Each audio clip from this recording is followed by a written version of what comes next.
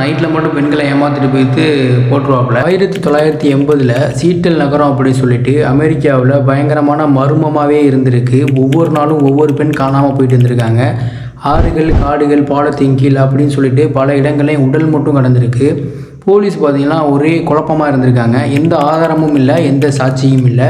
ஆனால் ஒவ்வொரு நாளும் ஒவ்வொரு கொலை அதே மாதிரி தொடர்ந்து நடந்துகிட்டே இருக்குது. அந்த கொலைக்காரனுக்கு போலீஸ் பேர் வச்சிருச்சு கிரீன் ரிவர் கில்லர் அப்படின்னு சொல்லிட்டு. ஆனால் அந்த கொலையாளி யார் தெரியுமா? சாதாரண ஒரு பெயிண்டர் தான். அவன் மூஞ்ச பார்த்தீங்கன்னா இவன் கொலைக்காரனா அப்படின்னு சொல்லிட்டு ஒரு சந்தேகம் கூட வராது. அந்த கொலைக்காரன் பேர் பார்த்தீங்கன்னா கேரி ரிட்கிவே. அவரும் ஒரு சாதாரண மனுஷன் தான். சாதாரண புள்ளக்குட்டியோட தான் அவரும் வாழ்ந்துட்டு இருக்காப்புல. ஆனால் நைட்டில் மட்டும் பெண்களை ஏமாற்றிட்டு போயிட்டு போட்டுருவாப்புல. அதாவது ஆற்றுல தள்ளி விட்டு கொன்றுவாப்புல.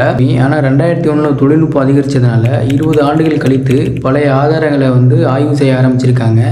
அதில் பார்த்தீங்க அப்படின்னா 3 உடல்களின் டிஎன்ஏ பார்த்தீங்கன்னா கேரி ரிட்கிவே டிஎன்ஏ மேட்ச் ஆகுது. 2001 கேரி ரிட்கிவே அரெஸ்ட் பண்ணுறாங்க. விசாரணையில் பார்த்தீங்கன்னா இது வரைக்கும் ஒரு 49 கொலை பண்ணியிருக்காரு அப்படின்னு சொல்லிட்டு சொல்கிறாங்க.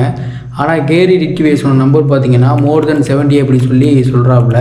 இவருக்கு கோர்ட்டு என்ன தண்டனை வாங்கி கொடுத்துச்சு அப்படின்னு பார்த்தீங்கன்னா ஆயுள் தண்டனை வாங்கி கொடுத்துருக்கு. அதுவும் பரோல் இல்லாமல் வாங்கி கொடுத்துருக்கு. 20 ஆண்டுகளாக வீட்டில் பார்த்தீங்கன்னா அன்பான கணவர், ஆனால் நைட்டில் மட்டும் கொலைக்காரன்.